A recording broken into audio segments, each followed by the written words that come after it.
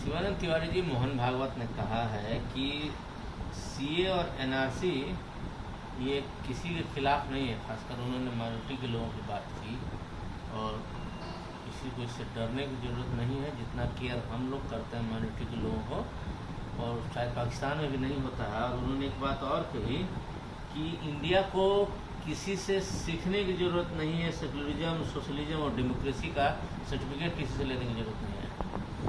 एक बात तो ठीक कह रहे हैं कि सीखने की ज़रूरत नहीं है। इसमें हम संशोधन करना चाहेंगे कि सीखने की ज़रूरत नहीं थी, लेकिन जब से आरएसएस ताकतवर हुआ, भारतीय जनता पार्टी ताकतवर हुई, तो उनको सीखने की ज़रूरत है। और हम कहेंगे कि देश के बाहर के लोगों से सीखने की ज़रूरत नहीं है, देश से ही सीखने की ज़रूरत है। आप महात्मा गांधी से सुनिए, सीखिए। आप जो है विवेकानंद जी से सीखिए कि सेकुलरिज्म क्या होता है। तो ये जो आप कह रहे हैं डरने की ज़रूरत नहीं है, पूरा का पूरा उसी के खिलाफ आप इस्तेमाल कर रहे हैं।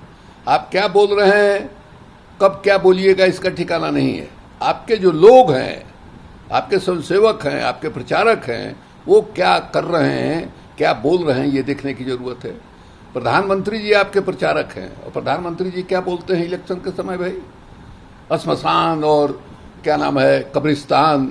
यहाँ जो है आपको बिहार में चुनाव हो रहा था, अमित शाह जी आके क्या बोले? इस 2015 का चुनाव याद कीजिए कि अगर नीतीश कुमार की महागठबंधन की सरकार बनेगी तो पाकिस्तान में दिवाली बनेगी। ये पूरा का पूरा इनका जो पॉलिटिकल नैरेटिव है वो कॉम्युनल है। आज के दिन भी ये जो आबादी को नियंत्रित करने के लिए उत्तर प्रदेश में कानून बना है, वो कानून क्या कह रहा है? वो भी यही कह रहा है। और वहाँ बना तो यहाँ बिहार में भी शोर मचाया इन लोगों ने कि नहीं साहब बनना चाहिए, बनना चाहिए। और बात बात में इनके लोग, गिरिराज जी का क्या था, जब भी मुंह खोलते थे लोगों को पाकिस्तान भेजते थे। तो पाकिस्तान का मतलब क्या है उनकी नज़र में? पाकिस्तान का मतलब वही है। तो इसलिए ये जो कह रहे हैं, इस कहने का कोई अर्थ नहीं है।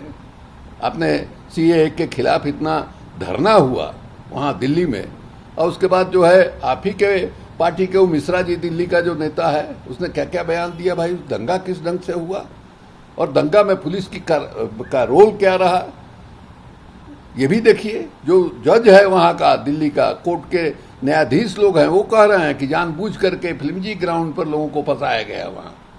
तो स्थिति है। इसलिए मोहन भागवत जी जो कह रहे हैं वो दिखना चाहिए जमीन पर, उनके कार्यकर्ताओं में, उनके स्वयंसेवकों में, उनके लोग जो महत्वपूर्ण पदों पर हैं, उनके बात से, उनके व्यवहार से ये दिखाई देना चाहिए, जिससे मुसलमानों के मन में जो है कॉन्फिडेंस पैदा हो, जिसके विषय में मोहन भागवत जी कह रहे हैं। ममता बनर्जी कह रहे हैं कि खेला हर प्रदेश में होगा जब तक भाजपा को इस देश से बाहर नहीं कर दिया जाएगा। 16 अगस्त को ममता बनर्जी खेला दिवस मनाएंगी, सभी गरीब बच्चों को फुटबॉल देंगी।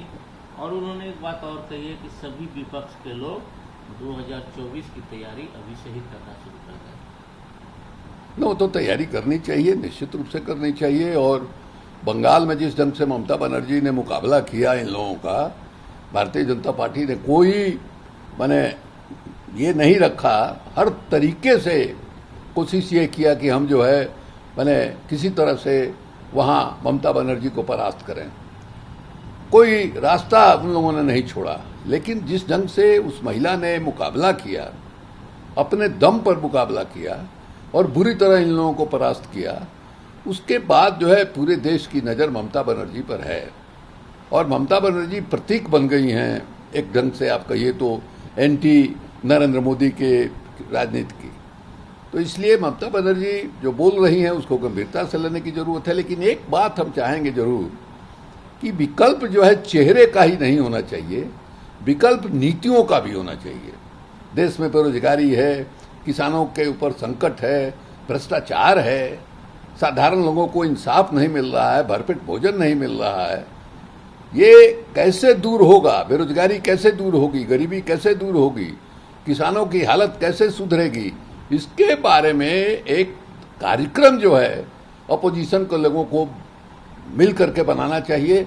और हमारा ये मानना है कि उदारीकरण की आर्थिक नीति जो है, इसने गैर बराबरी को बढ़ाया है, बेरोजगारी को बढ़ाया है और आधुनिक मशीन के जरिए आप विकास का मैंने रास्ता चुनेंगे तो बेरोजगारी पर आप नियंत्रण नहीं पा सकते हैं। इसलिए एक कार्यक्रम जो है बनना चाहिए जिससे जनता को लगे, बेरोजगार नौजवानों को लगे, किसानों को लगे कि हाँ भाई इस रास्ते हमारी परेशानी जो है, हमारी तकलीफ जो है वो कम हो सकती है। वो ज़्यादा विश्वसनीय जो है विकल्प होगा।